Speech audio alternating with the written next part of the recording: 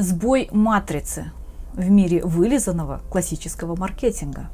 А может быть, он просто капризный нарцисс, решивший поиздеваться над совковой публикой. В этом видео мы разберем самого скандального российского пианиста, от вундеркинда, которому благоволила дочь Брежнева, до пророка, который предрекает России откат на 50 тысяч лет назад. Это, понимаете, уже такая деградация человеческая, что я ее не могу назвать человеческой. И поэтому я сказал, что мы уже там наблюдаем общество какое-то пренатальное предчеловеческое. Поэтому я написал без всякого гротеска и преувеличения, что то, что мы видим сегодня на территории Российской Федерации, это пренатальное существование человечества, то есть 50 тысяч лет до нашей эры, потому что 45 тысяч лет приблизительно это уже Homo sapiens sapiens, у которого есть абстрактное мышление, нематериальная культура, членораздельная речь. Этого мы не видим. Этого нет в массе. Посему я со всей ответственностью говорю, что мы наблюдаем деградацию на уровне отката на десятки тысяч лет. Какой там к черту 12 век? Wormский собор, мир в Европе, полная просвещенность. Да какой нафиг 12 век? 50 тысяч лет до нашей эры. Вот что там. Давайте договоримся на берегу. Почему за ним стоит следить? Гаврилов живой. В эпоху нейросетей и стерильных записей академистов он один из немногих, кто остается опасным. С его гневом, его болью и его гениальностью. Он заставляет думать.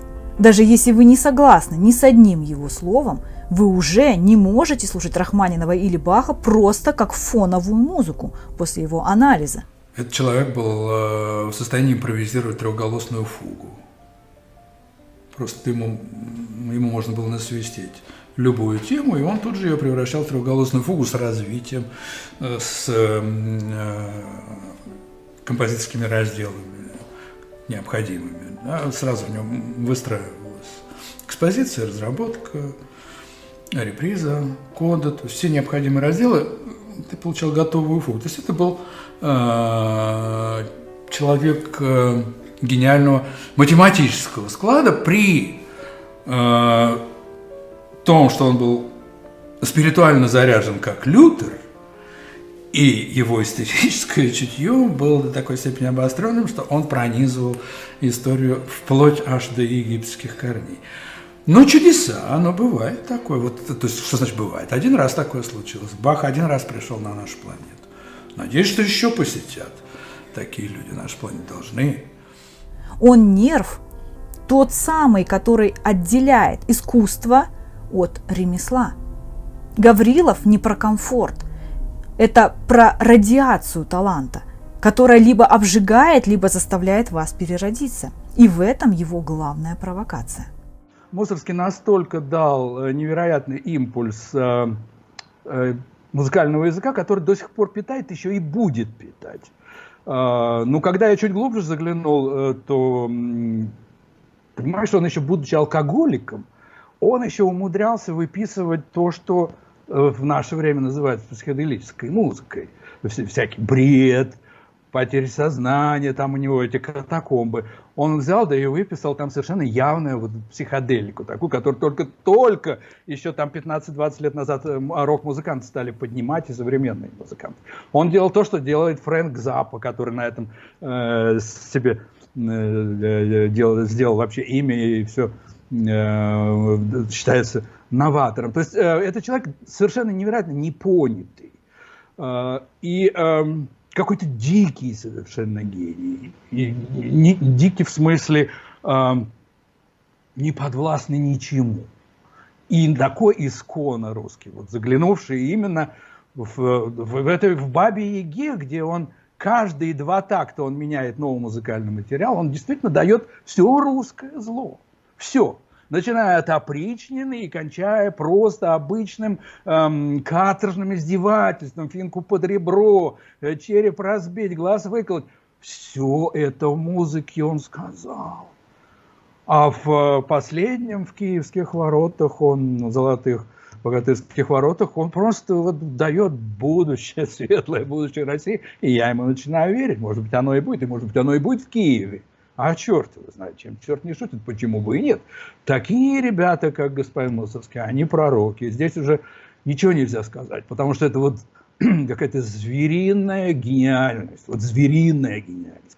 Как лев, как медведь, как какой-то космический, который вот прокусывает космос. Вот это то, что делает. Рядом с ним Рахманинов и Чайковский пигмеи. Мальчики из музыкальной школы.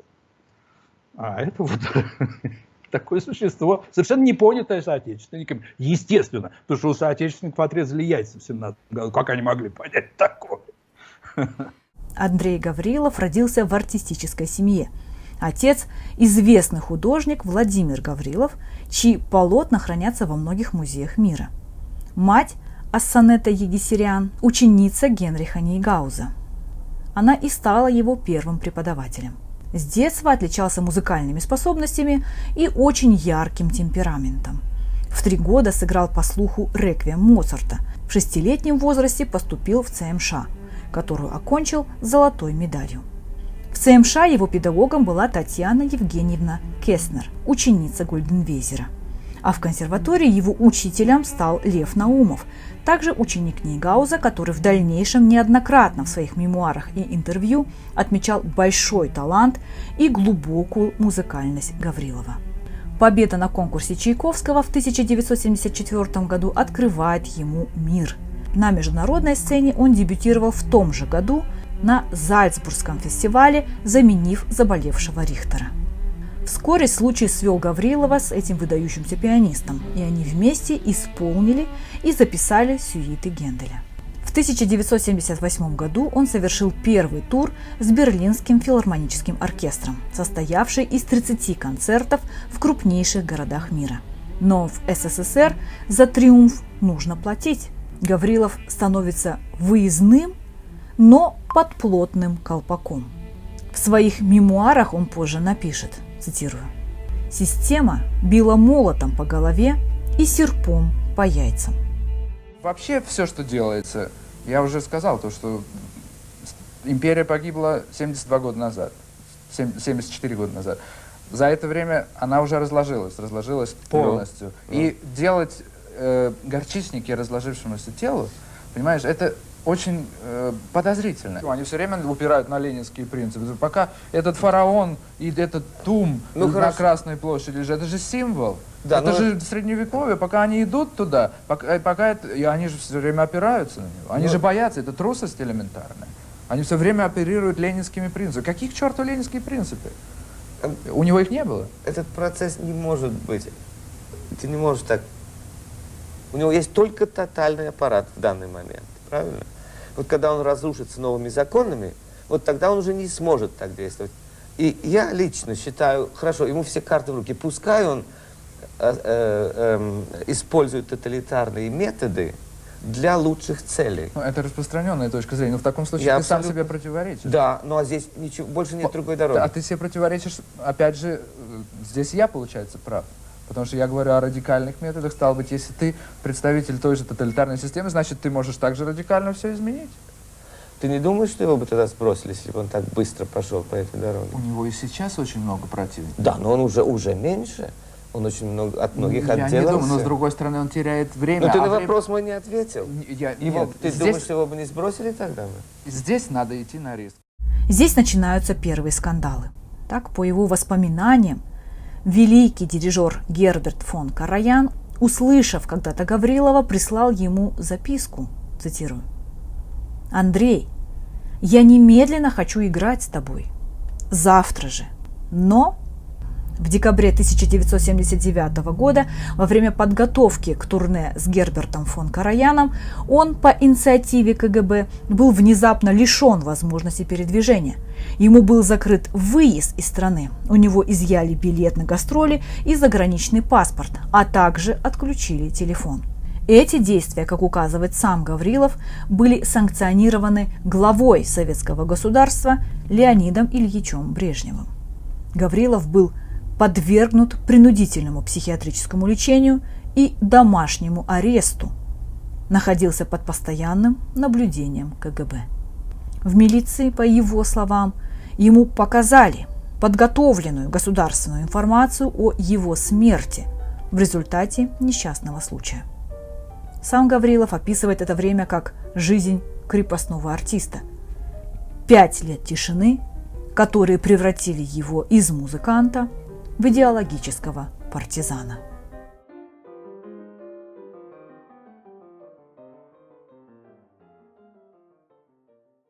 Вырваться на Запад ему удалось лишь в 1985 году, по его словам, при содействии Маргарет Тэтчер.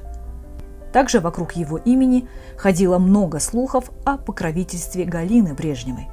И сам пианист позже подтверждал, что в этой истории сошлись, цитирую, и кляузы, и гнев князей Лубянки. Позже запрос Гаврилова о предоставлении ему возможности свободного передвижения был одобрен руководителями обеих стран Маргарет Тэтчер и Горбачевым. Гаврилову было сохранено советское гражданство и выдан свободный заграничный паспорт СССР. Он стал, по его словам, первым советским артистом, свободно выехавшим за рубеж. Сначала он поселился в Лондоне, позже под Висбаденом, Германия. Жил на островах Фиджи и в Швейцарии. Сбежавший Гаврилов активно выступал с лучшими мировыми дирижерами, как Клаудио Аббадо, Рикардо Мути, Евгений Светланов, Сейдзи Отзава, Бернард Хайтинг. В 1994 году на 7 лет он прекратил все выступления и разорвал контракты со звукозаписывающими компаниями. Гаврилов – настоящий гражданин мира. У него есть паспорта России, Великобритании, Германии и Швейцарии. Я не уверена, но вроде бы сейчас он живет в Цюрихе. Один из самых громких скандалов новейшего времени – это когда Гаврилов покинул Московский дом музыки за считанные минуты до начала концерта, где должен был играть 3-й концерт Рахманинова. В 2009 и 2010 годах он совершил большое турне по городам России и СНГ. 19 декабря 2012 года должен был вновь выступить, но на сцену он не вышел, объяснив это в дальнейшем неприемлемым уровнем игры оркестра, с которым он только что провел последнюю репетицию. Пианист обвинил оркестр «Русская филармония» в игре, цитирую, на уровне инкубатора больных цыплят. Зрителям всех деталей тогда не раскрывали. Спустя 15 минут после 3-го звонка дирижер Дмитрий Юровский объявил, что господин Гаврилов заболел. И вместо него концерт номер 3 Рахманинова исполнит Александр Гиндин, который согласился спасти ситуацию. Тем не менее, Гаврилов, выйдя из Дома музыки через черный ход и добравшись домой, дал на своей странице в Facebook иное объяснение случившемуся. Итак, цитирую. «Мне кажется, многие неправильно меня поняли», – написал Гаврилов. «Я был в отличной готовности и дивном расположении духа. Но я был не один. Концерт-то не сольный. Надеюсь, теперь яснее?» Позднее, обнаружив, что пользователи Facebook нуждались в еще большей ясности, Гаврилов охарактеризовал качество игры оркестрантов как уровень инкубатора больных цыплят, имитирующих соловьев. А дирижера назвал избалованным и беспомощным. По его словам, оркестру трижды не удавалось сыграть начало концерта тихо, как о том просил солист. Почему Гаврилова ненавидят российские коллеги? Чтобы понять, для начала следует открыть его книгу «Чайник, Фира и Андрей», которая была издана в 2011 году. Это не мемуары, это акт публичного экзорцизма. Биографически книга охватывает период жизни пианиста от окончания ЦМШ до окончательного отъезда из СССР. В ней он не пощадил никого. Его наставник, святой для миллионов, Святослав Рихтер, предстает на страницах как раб системы, человек с исковерканной психикой, Гаврилов вскрывает интимные подробности жизни великих, называя это по-бытовому как «срывание масок». Так, скажем, вниманию неподготовленной общественности предстают малоизвестные факты жизни советско-нидерландского пианиста Юрия Егорова, Мстислава Ростроповича и Галины Вишневской, Святослава Рихтера и других. В то же время Гаврилов размышляет и над более общими вопросами, цитирую: «Россия впала в дурную бесконечность». Это, по-видимому, и есть ее особый путь. Во всей ее мучительной истории тупо и механистично повторяются одни и те же циклы. Короткие оживления, оттепели сменяются долгими мрачными периодами реакции, когда главным содержанием народной жизни становится ее, этой жизни, угнетательство и удушение. На ошибках никто не может и не хочет учиться. Современное российское общество топчется на месте, гниет и воспаляется. Но со свинцовым упрямством не желает посмотреть само на себя, собраться и подняться хотя бы на одну ступенечку. В марте 2014 года книгу выпустило издательство «Слово». До этого книга в России не издавалась. К этому изданию прилагается диск с ноктюрнами Шопена, записанный Гавриловым специально для этой публикации. Ну, конечно, российский музыкальный мир не простил ему этой откровенности, но Гаврилову было плевать. Для него классический российский музыкальный бизнес – это, цитирую, «гора мусора». В целом Гаврилов в пух и прах разбивает миф о том, что музыка – это демократичное искусство. Он заявляет, что, цитирую, «музыка апеллирует только к аристократам духа. Для остальных это просто шум или развлечение». Он прямо говорит, что музыка – искусство элитарное и антидемократическое. Политические взгляды Гаврилова, здесь он также непримирим. Андрей Владимирович – это человек-вихрь, чьи суждения о геополитике столь же виртуозные и беспощадные. Его Facebook и его интервью – это не просто мнение, это философские приговоры, вынесенные гавриловским языком, его знаменитые гаврилизмы. Вместо 1000 слов, как говорится, давайте послушаем его самого. Это совершеннейшая психиатрическая лечебница. Это люди с ампутированным всем человеческим, люди с ампутированной гордостью, люди с ампутированной культурой, люди с ампутированной честью, люди с ампутированными всеми человеческими качествами. Это такие кладбищенские обрубки, зомбические какие-то существа, которые правят свой бал в своей агонизирующей этой самой психушке, которая сдохнет очень скоро, может быть, даже на наших глазах. Ну, то есть это все идет, они все это чувствуют. Это даже не пир во время чумы.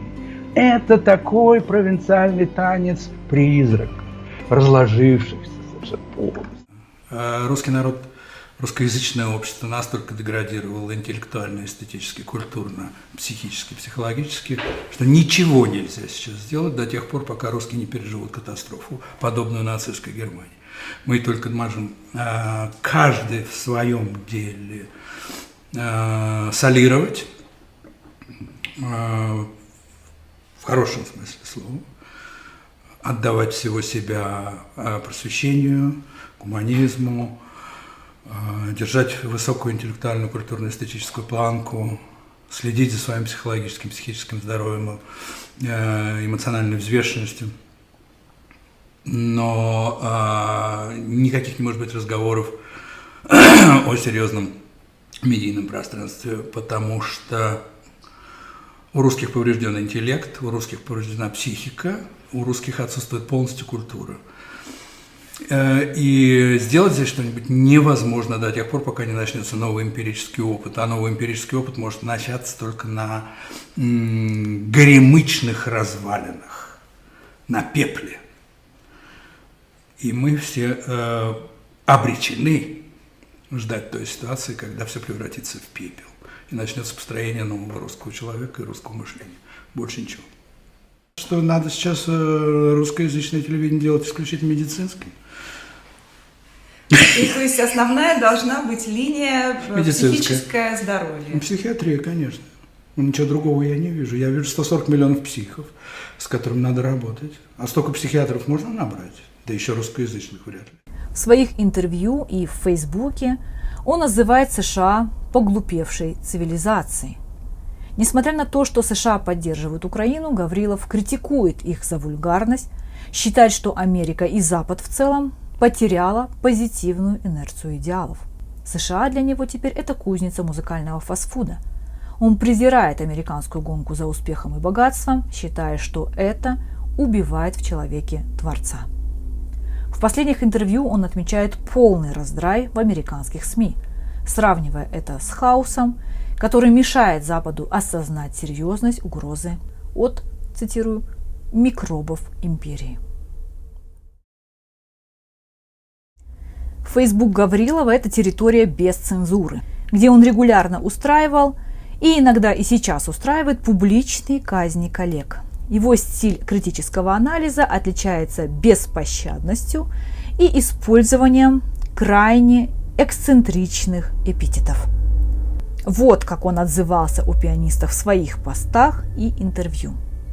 Итак, Гаврилов один из самых ярых критиков Хатии. Он не раз называл ее манеру игры музыкальной порнографией и пианистическим бесстыдством. Он считает, что ее интерпретации лишены интеллектуальной дисциплины. По его мнению, она разрывает плоть музыки, превращая шедевры в бессвязный набор эмоций ради внешнего эффекта. Валентина Лисица – YouTube-ремесленница и политический слуга. В целом к Валентине Лисице у Гаврилова претензии двойного рода, и музыкальные, и политические. Он пренебрежительно называет ее продуктом YouTube и машиной по нажиму клавиш. Для Гаврилова ее игра – это голая техника без всякого понимания космической формулы музыки. Учитывая жесткую антикремлевскую позицию Гаврилова, он называл Лисицу пособницей режима и путинисткой. Для него ее выступления на Донбассе стали окончательным поводом вычеркнуть ее из списка художников и перевести в категорию обслуживающего персонала системы. Юджа Ванг также попадает под его раздачу, хотя он может признавать ее феноменальную беглость пальцев. Гаврилов часто издевается над ее сценическими образами, короткими платьями и высокими каблуками, называя это пиано-барбизмом. В его понимании Юджа – это идеальный робот, который чеканит ноты, но не имеет доступа к высшим сферам духа. Он противопоставляет ее спортивный пианизм своему философскому подходу. Всех их он часто объединяет в категорию рыночных пианисток, которые, по его мнению, убивают классическую музыку, превращая ее в шоу для двуногих мохнатиков, как он называет непросвещенную публику. Многие пианисты для него ремесленники, современная система обучения – морг, а игра его коллег – писк больных цыплят. В целом он критикует тех же Юджу Ванг или Ланг Ланга не за фальшивые ноты, у них их нет. Он критикует их за отсутствие нерва, за то, что они, по его мнению, превратили сакральное действие в конвейер по производству звукового фастфуда. Гаврилов – это голос из той эпохи, где искусство было вопросом жизни и смерти, а не вопросом количества просмотров и рекламных контрактов. Михаил Плетнев тоже критиковал его в свое время. Музыкальный бюрократ. Он считает игру Плетнева сухой, расчетливой и лишенной подлинного духа и свободы. Для Гаврилова Плетнев – символ советского академизма в худшем смысле. Евгений Кисин. Пианист не раз называл его музыкальной куклой и вечным ребенком. Гаврилов считает, что Кисин так и не вырос из образа вундеркинда, а его исполнение остается механичным повторением воли учителей без собственного глубокого осмысления. Ланг Ланг – олицетворение всего, что Гаврилов ненавидит в современном музыкальном бизнесе. Он называет его клоуном и пианистическим цирком, считая его манеру исполнения духовной порнографией, рассчитанной на нетребовательную толпу. Святослав Рихтер. Несмотря на то, что Рихтер был его наставником, в книге «Чайник Фира и Андрей» Гаврилов описывает его как раба системы и человека с глубоко поврежденной психикой.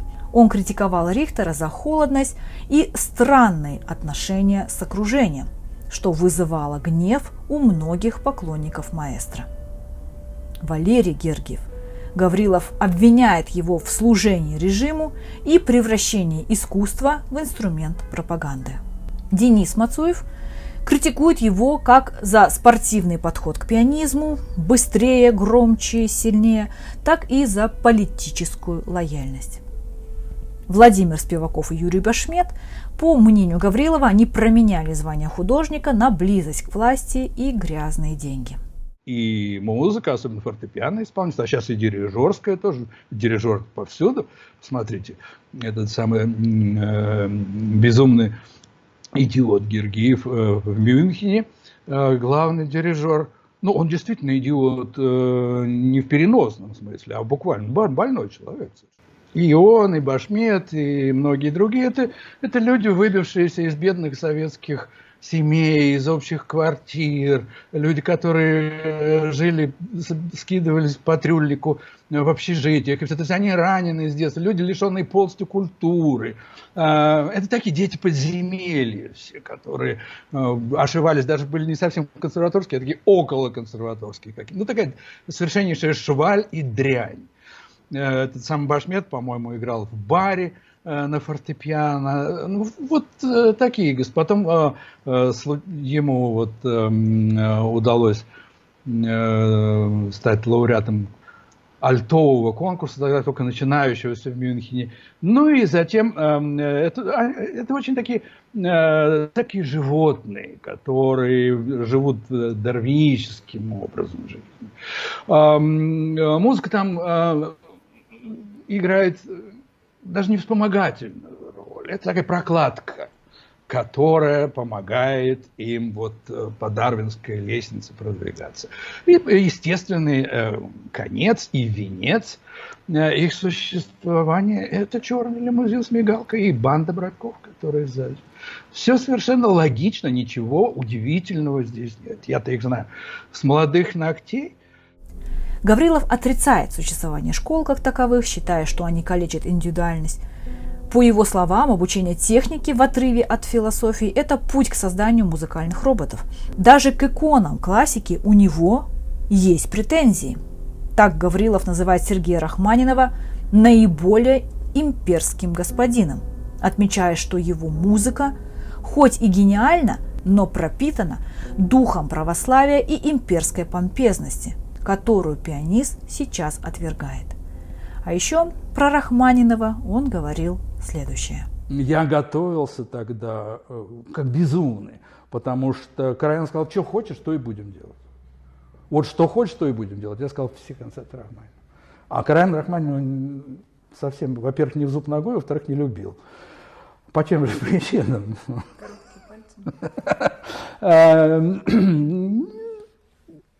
К Рахманинову отношение у многих музыкантов очень скептическое. Многие музыканты его считают, я имею в виду многие представители музыканты, серьезные музыканты западной культуры, считают Рахманинова дешевым эстрадным русским мальчиком. Да, ну так и есть отчасти. Но просто мальчик очень красивый, приятный, поэтому нам он дорог. Ну, а Караян был из тех, кто к Рахманинову именно так относился. Фи. Для меня концерты Рахманинова, концерты, особенно второй и третий, то есть не особенно, а только второй и третий, замечательные произведения, где Рахманинову удалось очень хорошо высказаться, используя свои замечательные пианистические навыки. И действительно в лучших традициях лучших проявлений русской культуры, которые в музыке лучше всего сказались, потому что музыка требует меньше философской интеллектуальной силы, больше эмоциональной силы. Мы, русские, этим сильнее. У нас эмоции заменяют мозг. Пианист жестко критикует российских коллег-артистов, которые продолжают выступать в России и молчат о войне в Украине. По его мнению, если художник не чувствует боли убиваемых детей в Чечне или Украине и продолжает играть ноты, он перестает быть художником и становится ремесленником-убийцей. Гаврилов говорит, цитирую, «Художник – это боль. Если ты не чувствуешь боли убитого ребенка, ты не имеешь права подходить к роялю». Возвращаясь к музыке, почему он так непримирим? Гаврилов уверен, за последние 100 лет люди разучились слышать. Они потребляют пластмассовый звук и им его создают. Он же ищет космическую формулу Баха. Этим последние годы он буквально одержим. Он утверждает, что совершил научный переворот, расшифровав Баха. По его словам, 300 лет все играли неправильно. Гаврилов фактически перечеркнул работы Глена Гульда, Андреша Шифа и других интерпретаторов, назвав их подход ошибочным. Его же запись хорошо темперированного клавира – это его вызов вечности. Про его отношение к коллегам и к геополитическим проблемам можно еще очень долго рассказывать. Давайте уже остановимся, приведу его ответы на парочку вопросов, которые были опубликованы Time.kz. Вы ученик Рихтера, так начал интервьюер. И на это он сразу же парировал. Ни в коем мере, мы были просто друзьями. Рихтер один раз чуть не побил человека, который назвал его моим учителем. Наоборот, он говорил, что многому учится у меня.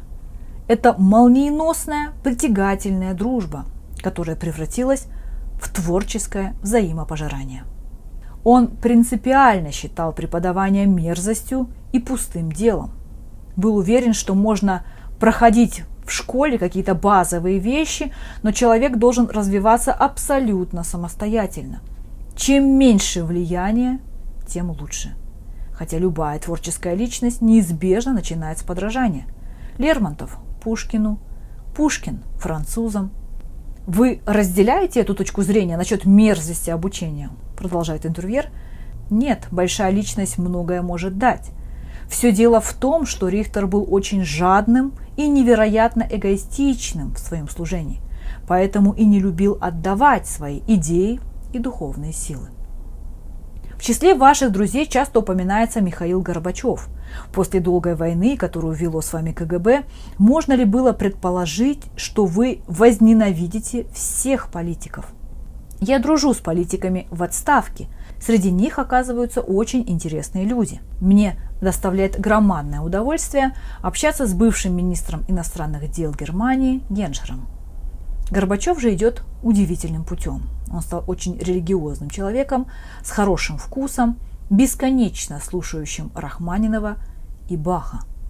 Могли бы мы себе представить, что такие изменения произойдут со ставропольским трактористом, причем с каждым годом он выглядит все более и более породистым. Это говорит о том, что у него чистая душа, ведь в преклонном возрасте все отрицательные качества очень сильно отражаются на внешности. Сейчас с Запада активно экспортируются политические догмы и идеи.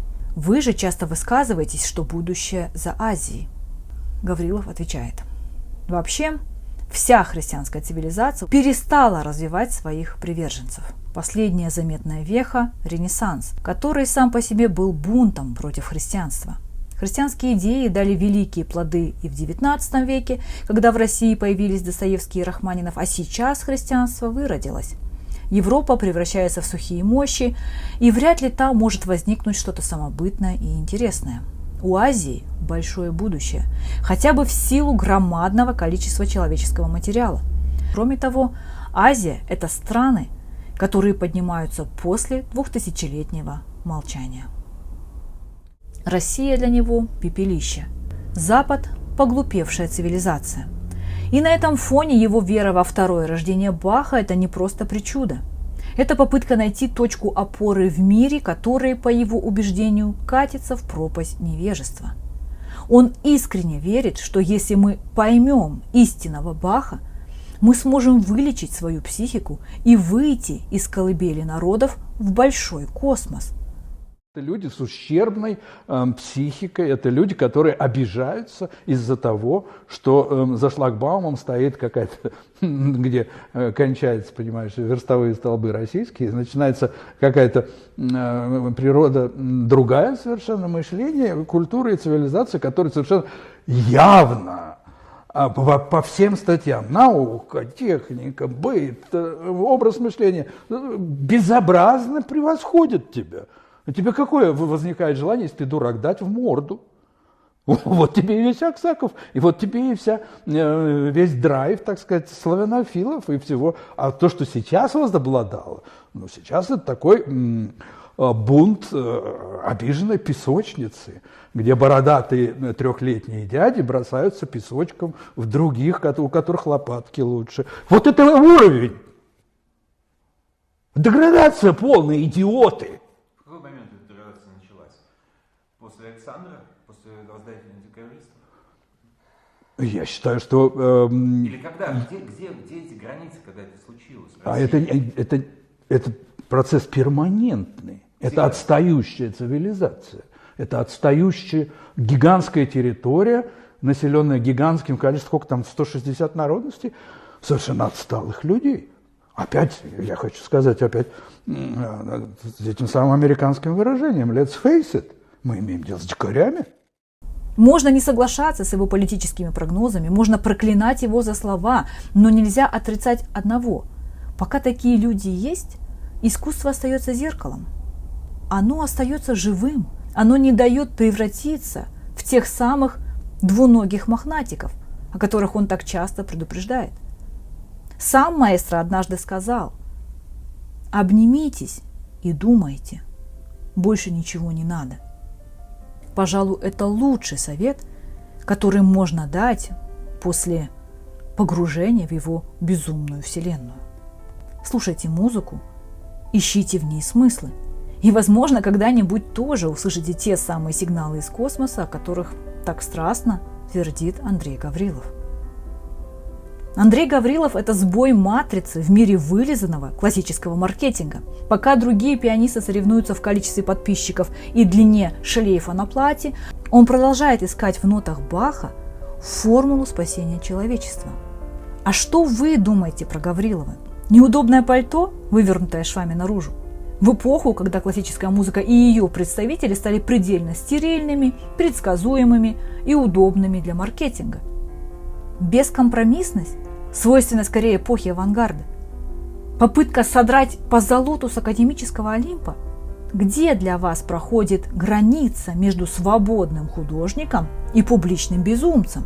Должно ли искусство оставаться территорией вне политики? Или в наши дни молчание за роялем – это действительно форма соучастия в преступлении? Верите ли вы в пророчество Гаврилова о том, что времена народов закончены и нас ждет глобальная катастрофа? Или это лишь мрачная фантазия добровольного изгнанника? Для него музыка – это высшая форма ответственности. Он не просто играет, он ведет битву с невежеством, которая называется саранчой. Многим хотелось бы, конечно, чтобы он просто играл нотки на пианине и не лез в политику, но для Гаврилова это невозможно. Если ты не чувствуешь боли, ты ремесленник, ты просто мертв. И в этом и есть его главная правда. А что важнее для вас? Безупречные манеры артиста или его готовность кричать правду? Спасибо, что посмотрели. Оставляйте, пожалуйста, свою реакцию, что вы думаете про Андрея Гаврилова. Подписывайтесь на мой канал.